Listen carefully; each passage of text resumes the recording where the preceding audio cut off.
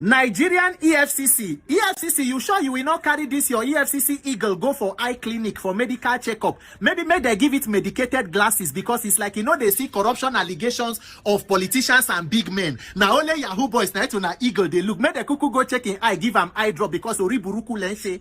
My country people, say there is level of corruption and crime, criminality will go happen for country, it go become normal. The citizens of that country will become used to it. That is corruption, don't master them. Say, unfortunately, that is the Nigerian reality. For this country, they compare corruption with corruption. Some Nigerians go even tell you, we don't get so much used to corruption. Some people go tell you, when you reach there, when it be your turn, if you like, no use your head, no do your own, and now you be the first person where they there. If they say this person thief like this, they go say, person they way don't thief past that one, no be today the thing start. And once a country reach that level, it will take a revolution of not just the reasonable, but the reasonable and courageous. Because you must be reasonable and courageous for us to revolt for the right cause, to reset leadership and systems in this country. If not, we go end up with the Nigerian situation, which is what? Survival of the fittest. Justice will be left for the highest bidder. If you don't get connection, you are on your own. It is an animal farm. So when I know say for some days now, Moyele Sowore and Wike, Sowore, they release some allegations, all of that they put out there against the current minister for FCT. Do you know that most of the information where they put out, they are not new. They have been there before. They are known to the public and including everybody waiting for government. But the so-called anti-corruption agencies, EFCC, ICPC, Independent Corrupt People, and other offenses, related offenses, they never see them to investigate. What are some of the allegations? And Nigerians, instead of to focus on the matter as it affects our life, some people go even the way they go, they abuse the show. Nigerians do not know that even when you think, say, maybe you know like two people where they quarrel, you should think of how what is going on affects your life and insert it yourself in that equation.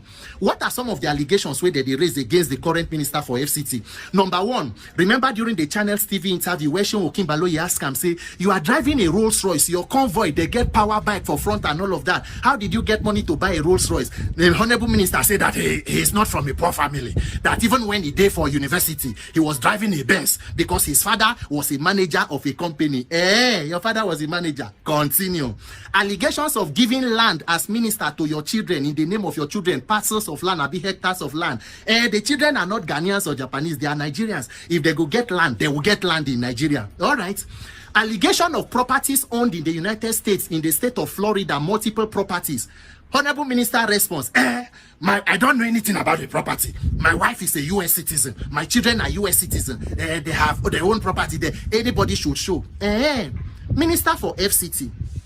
Your wife is a US citizen, and nobody talks to make person no own property. But do not forget that that same wife is also a sitting judge on the appellate court of Nigeria. They don't move up. She was in the high court. She don't go appeal court now.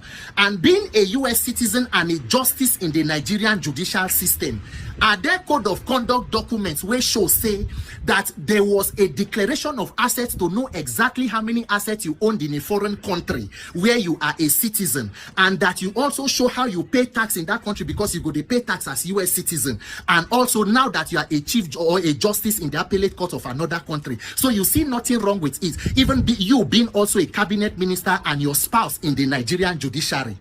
Do you know that most of all the allegations where they raise, so, and what is the other allegation on the issue of INEC, voice note, voice recording where come out where they talk say that allegedly when you were governor, you were threatening INEC officials, and nobody thinks it is necessary to investigate to know that was somebody actually trying to undermine the electoral process and threatening anybody. It is not worthy to investigate.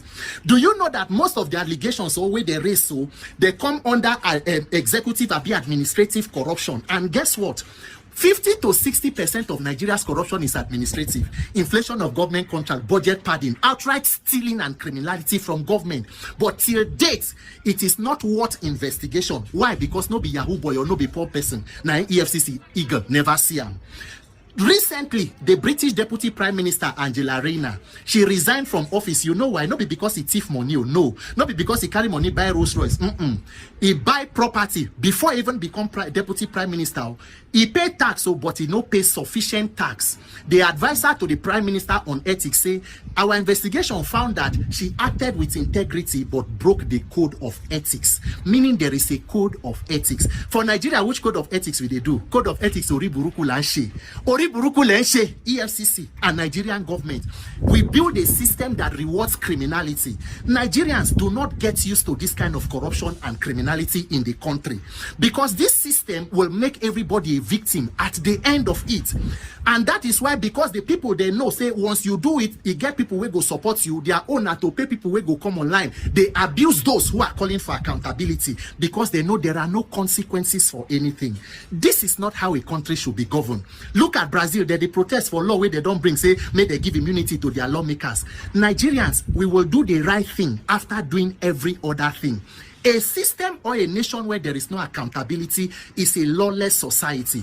And if you do not come together and fix it, you may just become the next victim of the misgovernance or the high-handedness or wickedness in that country. Congratulations, Minister for FCT. The God will do your own to come from a wealthy family. He will do it for other Nigerians. God bless you, EFCC as on eagle. Oriburuku night when they do.